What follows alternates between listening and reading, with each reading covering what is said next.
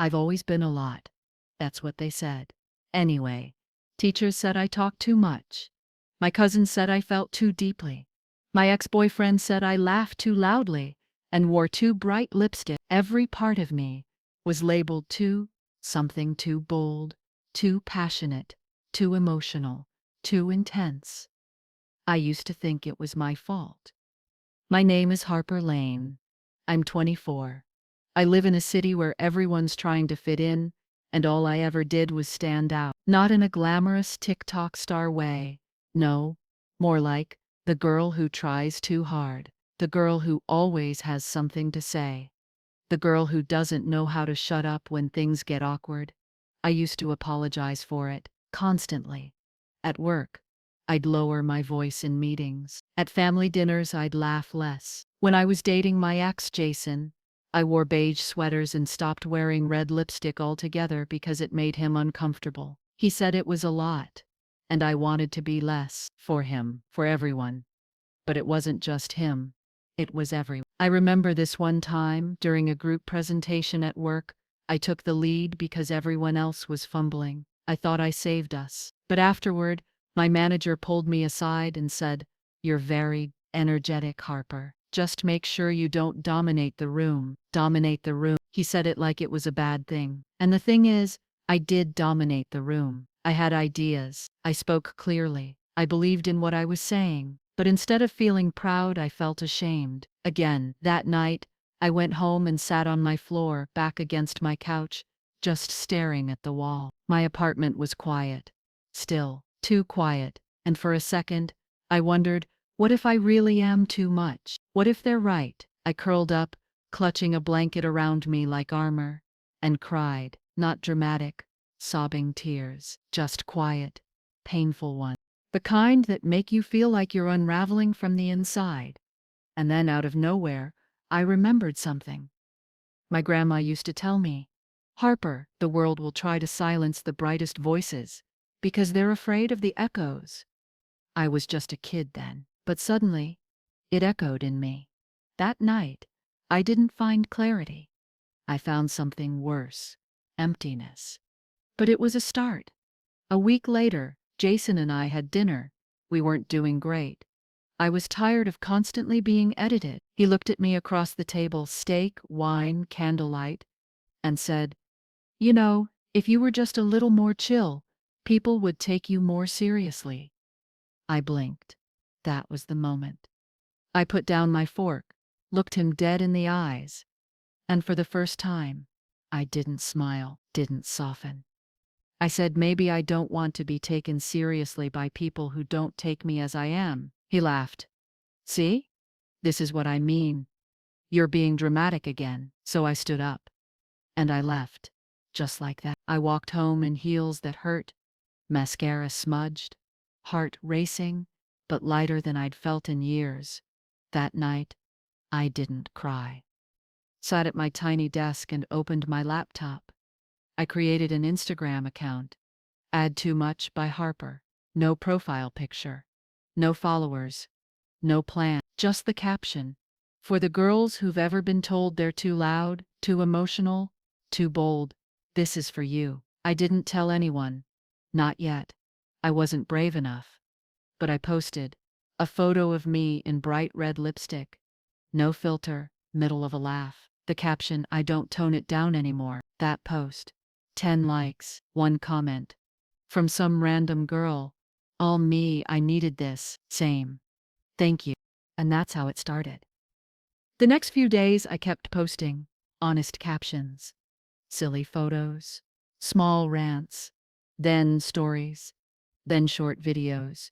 I didn't go viral or anything, but something was happening. People felt it. And every time someone messaged me saying I thought I was the only one, I felt less alone too. But it wasn't smooth. My coworkers whispered. My mom asked, "What's this account you've started? You're putting yourself out there too much." Too much. Again. And for the first time, I didn't shrink.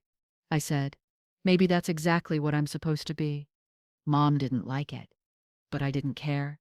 I was done shrinking. What I didn't realize then was this was no longer just healing.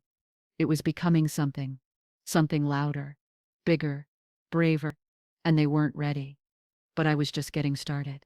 There's this strange thing that happens when you stop apologizing for yourself. People get uncomfortable. At first, I thought it was just Jason. Then my mom. But soon I saw it everywhere. People liked me better when I was agreeable, when I was sweet, soft-spoken, small. But now I was showing up online as me, unfiltered, emotional, opinionated, and it was shaking things. I started posting twice a day. I talked about the things no one liked admitting out loud, how you can be the smartest woman in the room and still feel invisible, how being too much is just code for you make me feel insecure. The account grew, slowly, at first. A few hundred followers, then 1,000, then 5. People messaged me things like, I've never said this out loud, but I always thought I was the problem. I didn't know we were allowed to be like this. Allowed. That word haunted me. Why do we need permission to be ourselves? Meanwhile, the whispers at work got louder. I saw two girls from my department laughing behind their screens one morning after I posted a reel about being called bossy during childhood. Guess we've got an influencer now, one of them said, loud enough for me to hear. It stung. But then something happened that changed everything. A brand reached out. It was a small women-owned company that made bold statement tees, slogans like emotions are power and louder every day. They wanted to collaborate. Said they loved my message. Asked if I'd design a capsule line called Too Much by Harper. I sat on the edge of my bed staring at the email for 10 whole minutes. My heart was pounding. This wasn't just a post or a message in my inbox. This was real. A business. A platform. A brand. I typed out a yes. A bold, trembling, all caps yes. And then I cried. Because deep down, a tiny voice still whispered, what if they're right about you? What if this is just a phase? What if you're making a fool of yourself? But another voice, the one I'd buried for years, was louder now. So what if I am? At least I'm being honest. The partnership began small. A few shirts. My words. My ideas. They let me name the line, choose the fonts, the colors, everything. I picked the loudest shades, hot pink, electric yellow, neon orange. Colors I used to avoid because Jason said they were loud on the eyes. Good. I wanted to be loud on the eyes. We launched with 5 designs. My favorite said, too much, too smart, too emotional, too powerful, too bad. I wore that one in the first promo shoot. Bright red lipstick. Laughing mid-sentence. Hair big and curly, just the way I love it. And when the collection dropped, we sold out in 24 hours. I couldn't believe it. People were tagging me in their photos, teachers, artists, moms, teenagers, women who were told they were too much their whole lives. Now wearing it like armor, and yet, the more success I had, the quieter things got in my real life. My mom stopped calling. She said she didn't get what I was doing, that I was broadcasting my drama to strangers. She said, this isn't what we raised you to be. That one hurt. Jason texted me once. I see you're doing the whole angry feminist thing now. I didn't respond. I just blocked him. Because the truth is, this wasn't about anger. It was about truth. People think when women raise their voices, it's because we're mad. But sometimes it's because we finally learned to stop whispering. I wasn't trying to impress him anymore. I wasn't trying to be the perfect daughter, the chill coworker, the toned-down version of myself everyone found digestible. I was building something, and then came the big moment. I was invited to speak on a panel, The Power of Being Too Much. It was at a women's empowerment summit in New York. There were speakers I followed, admired, worshipped, and they wanted me. I remember the morning of the panel. I stood in front of the hotel mirror, wearing my favorite shirt from the launch, the Too Much tee tucked into wide-leg pink pants, and I stared at myself. I whispered, "You're not too much. You were just never meant to be small." And then I smiled. because I believed it. On stage, I told my story, the stumbles, the breakups, the shame, the Instagram post typed through tears, the slow, painful process of turning pain into purpose. And at the end of it, the applause wasn't polite, it was thunderous. I looked out at that room of women, some laughing, some crying, some holding their phones up to record, and I thought, this is what too much can do.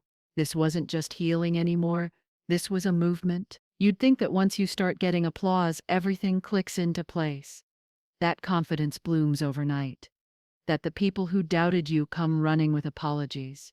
That your past wounds suddenly feel irrelevant. But real life doesn't work like a movie montage. Sometimes the higher you rise, the lonelier it gets. After that panel in New York, things took off faster than I could process. The clips of my talk started going viral, especially one moment where I said, "They told me I was too much for this world, but maybe the world just wasn't ready." That line exploded. People quoted it, reposted it, wore it on t-shirts. Suddenly I was being invited to podcasts, brand partnerships, pop-ups. A boutique in LA asked if I'd do a Too Much collection for Pride Month. A mental health nonprofit wanted to feature me in their campaign. Someone from a publishing agency sent an email asking if I'd ever thought about writing a book. It was thrilling, but overwhelming. I was still working a 9-to-5 marketing job, still living in my tiny one-bedroom apartment, still drinking lukewarm coffee from a chipped mug every morning, like nothing had changed. Only everything had. And I hadn't told my mom. Not really. She followed me on Instagram, but she never liked a post, never commented, never acknowledged what I was doing. Until one Sunday afternoon, I finally called her. I told her about the shirts, the panel, the emails. She was quiet. Then she sighed. "Harper, this all sounds a little self-indulgent." Self-indulgent. It hit me like a slap. I swallowed hard. It's not about me. It's about women who've been told to be quiet. I'm just giving it a name. She didn't respond right away. Then she said, "I just don't want you to burn bridges." I looked out the window. Rain streaked the glass, like tear tracks. "I'm not burning bridges," I said quietly. "I'm just done building roads to places I'm not welcome." She hung up soon after, said she had to run. She didn't say she was proud, and maybe she never would. But that night, I got a DM that changed everything. It was from a girl named Layla, 16 years old. She'd just started therapy. She told me she wore her Too Much hoodie to school, and someone called her a tryhard. She said she almost went home and cried, but instead, she turned around and said, "Better a tryhard than a give up." She said, I gave her that courage. I stared at that message for so long I forgot to blink, and suddenly, everything clicked. I wasn't building a brand, I was building language, a way for girls like Layla to fight back with words, with confidence, with identity. So I got to work. I started a podcast, not a big production, just me, a mic, and my stories. I called it Louder Every Time. I shared things I'd never told anyone. The way I used to cry in bathroom stalls after being talked over. The way Jason once told me I was too animated when I talked. So I practiced calming my gestures in the mirror. The way I dimmed for everyone, all the time. I talked about reclaiming space, about wearing lipstick like war paint, about talking back without apologizing, about giving ourselves permission to exist at full volume. And people listened. Within 2 months, the podcast hit 50,000 downloads. I started getting messages from mothers saying their daughters listen with them. From teachers playing episodes in class. From women in their 60s saying they'd waited their whole lives to hear someone say these things out loud. But for every 10 messages like that, there was one that tried to tear me down. You're glorifying attention-seeking behavior. This isn't empowerment. It's narcissism. Women like you are why no one takes us seriously. At first, those stung badly. I'd reread them at night, each word carving into my ribs like glass. But then I realized, those people weren't scared of me. They were scared of what I represented. A woman who didn't apologize. And so, I started screenshotting those messages. Not to fight back, but to show them. I posted them side by side with the things I used to hear growing up. She's bossy. She always needs to be the center of attention. She's exhausting. Then underneath, I'd write, translation, she won't be controlled. The comments blew up. People were hungry for this, for the truth beneath the insult. I launched a campaign called Too Much to Be Silenced, inviting women to submit the labels they'd been given and rewrite them into affirmations. One woman said, I was called dramatic. Now I run a theater company. Another said, they told me I was too intense. I turned it into a PhD in astrophysics. And another, my ex called me needy. I call it emotionally available.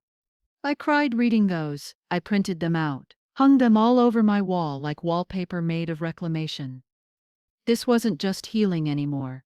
It was rebellion. It was poetry. It was power. And the girl they used to call too much was finally becoming too unstoppable. Success is a strange thing. You think it'll feel like flying, and sometimes it does. But no one tells you how heavy it is to carry other people's expectations and their judgment on your back while you're in the air. When Too Much hit its 6-month mark, I was everywhere. I was on podcasts, magazines. A small billboard went up in Brooklyn with my sketch and the phrase, your voice is not a liability. I didn't even know about it until someone tagged me in a photo. I sat there on the edge of my bed, holding my phone, just staring at it. My face, my words, lit up in the city where I once tried so hard to be small. It should have felt like the happiest moment of my life. And it did. For about 5 minutes. Then came the wave. A thread on Twitter. Hundreds of replies. People picking apart my outfits, my tone, my brand name, calling me attention-seeking, accusing me of using trauma for fame, saying I was fake, manufactured, too polished to be real. Someone even said, she acts like being annoying is activism. That one cut deep. Because beneath all the confidence I was still me, still Harper. The girl who cried too easily, talked too much, dreamed too loud, and they were tearing her apart. I didn't post for 3 days. I stayed off social media, didn't answer emails, sat in silence with my thoughts, which was scarier than any troll. I started to wonder if I'd gone too far, if maybe I was becoming everything they said I was. My best friend Morgan came over. No invitation needed. She brought pad thai and sour candy, my comfort food combo. I didn't even say hi. I just opened the door and collapsed into her arms. She didn't say you're okay. She didn't say don't let it get to you. She just held me, quietly, like the walls I'd built didn't need to be held up for once. Later we sat on the floor in my living room, and she said something I'll never forget. Harper, you're not too much. You're just finally refusing to be less. I cried again, but this time it felt cleansing, not shattering. That night I posted a video. No makeup, no filter, just me in an old hoodie. Under warm yellow light, I said some of you say I'm doing too much, that I'm too loud, too emotional, too visible. Maybe I am. But I'd rather be too much than live my whole life as not enough. It went viral. 500,000 views in 24 hours. Thousands of comments, women, girls, even some men saying thank you. But also, something unexpected. People started sharing their own stories again, not just in comments, but tagging me, making their own videos, wearing the merch like it was armor. One girl even got a tattoo that said, too much to be silenced. I sobbed when I saw it. But then something even more unexpected happened. My mom called. I almost didn't answer. When I did, there was silence for a second. Then she said, I saw the video. Another pause. I didn't understand it at first. I thought maybe you were just acting out. But I watched it again. And, Harper, I'm sorry. My throat tightened. She said, I didn't know how brave you were being. I was scared for you. I thought if you made yourself smaller, people would be kinder. I didn't realize how much strength it takes to be exactly who you are. I couldn't speak. Just listened to her breathe on the other end of the phone. Then she said, I'm proud of you. And that was the moment I didn't know I needed. Not because I needed validation, I had found that in myself, but because I needed to know that even the people who didn't get it at first could grow. I hung up the phone and smiled so wide my cheeks ached. That same night, I got a message from my old manager, the one who once said I dominated the room. He said he saw my interview on a business podcast, that he hadn't realized the movement I'd built. He asked if I'd be willing to speak at a women's leadership seminar at the company. I almost laughed out loud. But instead, I said, "Only if you're okay with me dominating the stage this time." He replied with a single laughing emoji.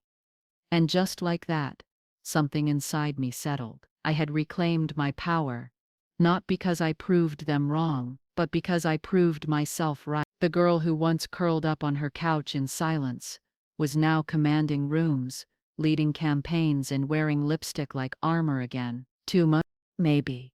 But it was finally just enough to become who I was meant to be. You know what's funny? The same traits they used to call flaws, being loud, emotional, attention-seeking, those were now my superpower. It hit me one morning, standing in front of the mirror, getting ready for a radio interview. I was wearing hot pink blazer sleeves pushed up to the elbow, bold lipstick, hair brushed into soft waves. I looked like a woman who knew who she was.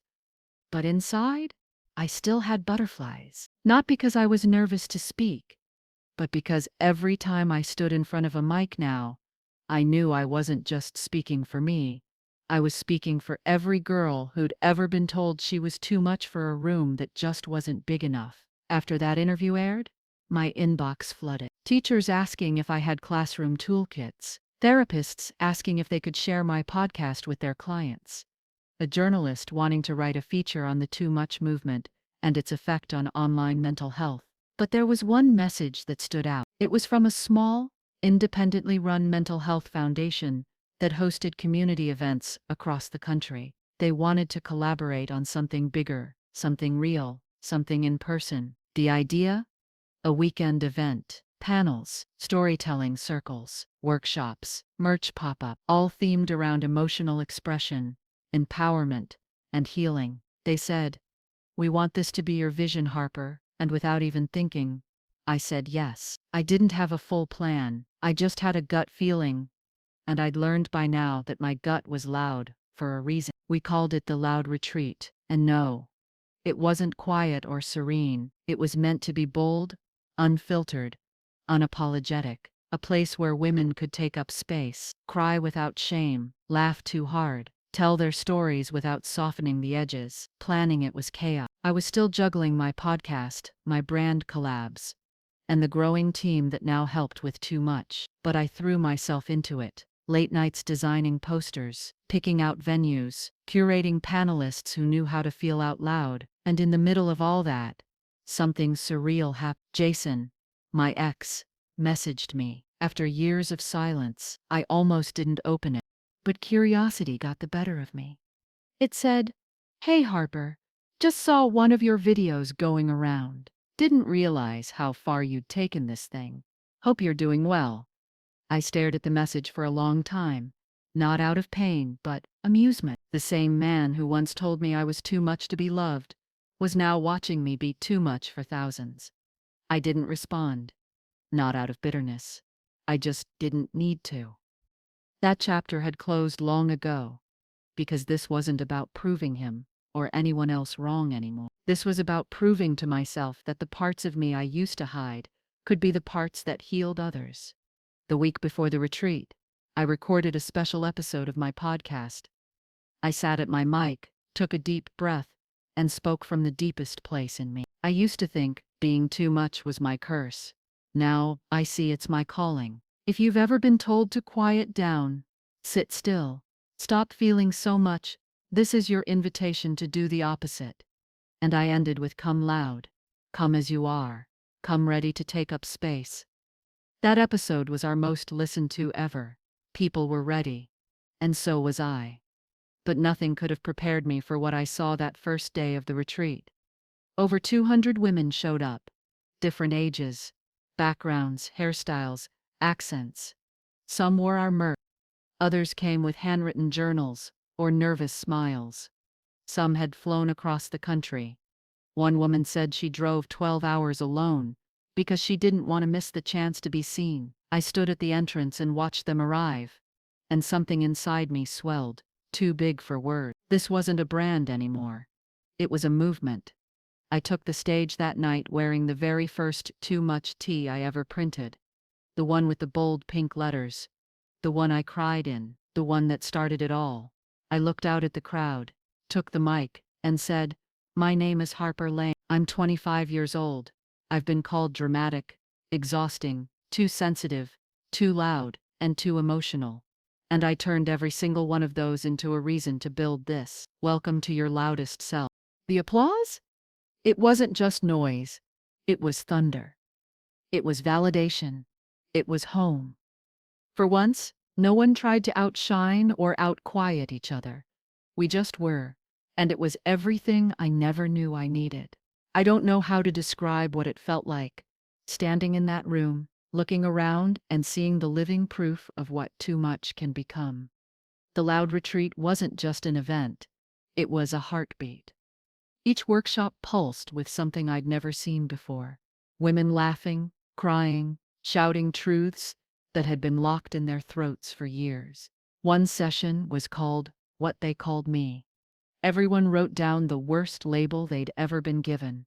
Then they tore the paper in half and wrote a new word on the other side, one they were reclaiming for themselves. Bossy became leader. Dramatic became storyteller. Needy became brave enough to ask. And when I looked around, I saw women holding their papers up like battle flags. One girl, maybe 19, stood up and said, "My dad told me I was exhausting. I used to think that meant no one could ever love me. But now I see it just means I feel things he never had the courage to." We all cried because we knew that story. We lived that story. Another woman, older, maybe late 50s, stood with tears in her eyes and said, "I've spent most of my life apologizing for the size of my presence. I'm done saying sorry."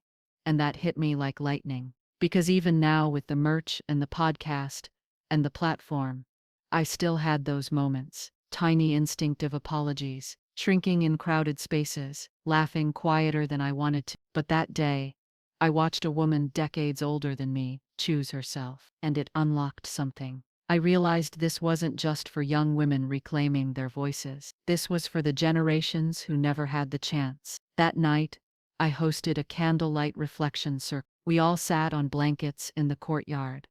Me, our attendees, some volunteers. The air was warm. The stars were shy.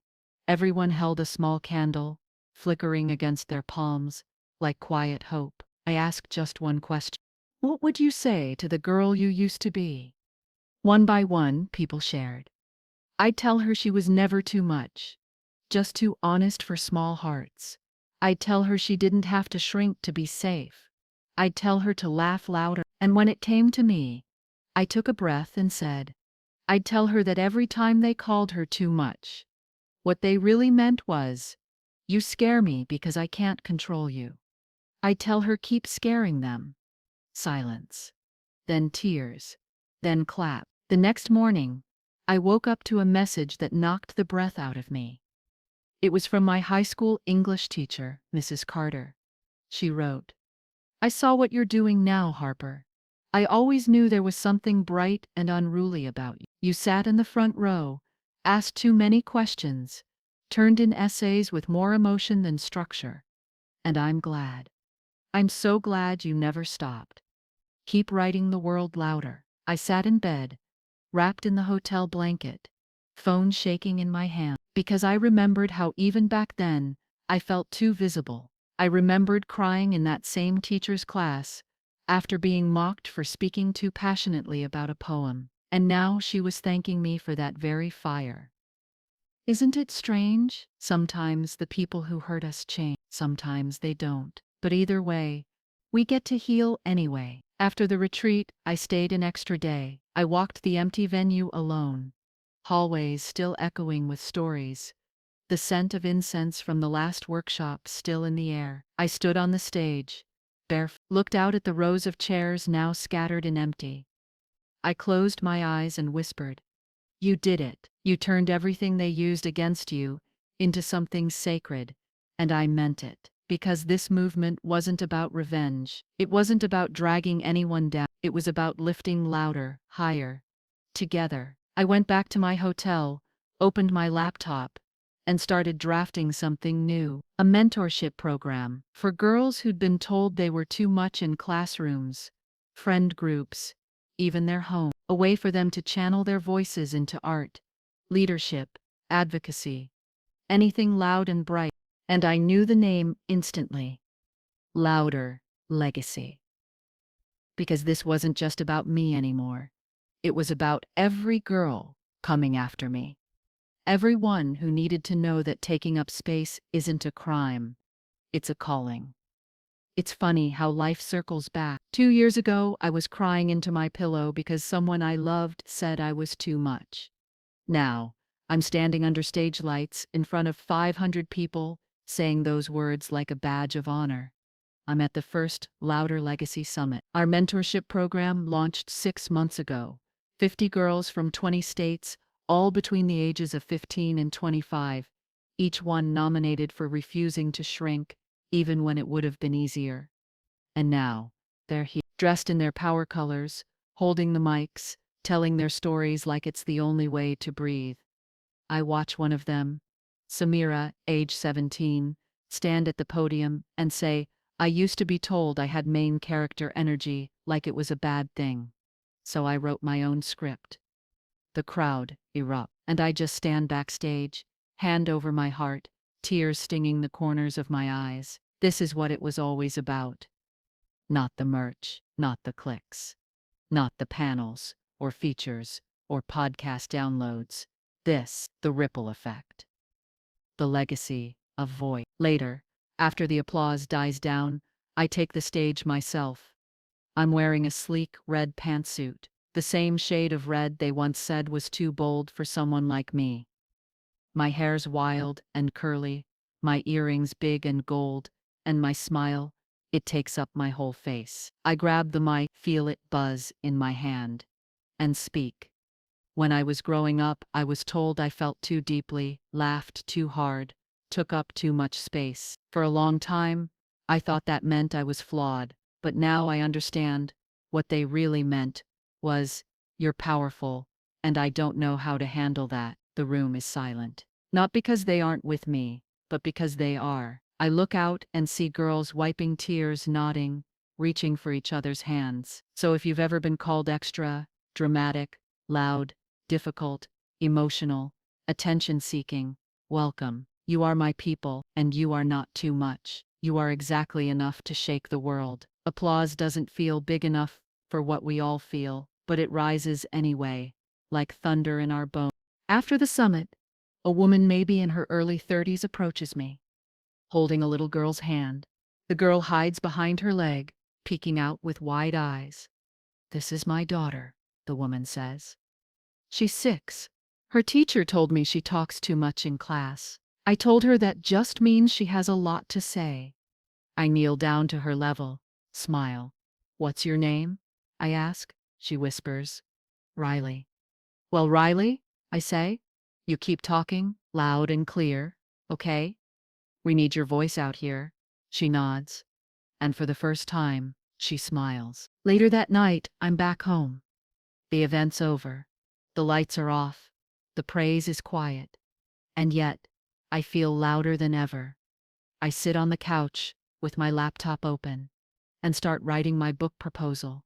Title: Too Much?